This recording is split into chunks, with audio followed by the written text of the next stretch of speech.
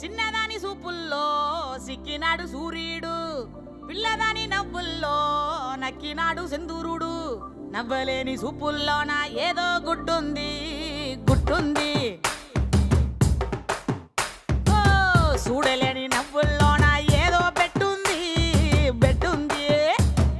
కాటుక కళ్ళు ఏమంటున్నాయో, మాటలు రాని మందార పూలు ఏమంటున్నాయో.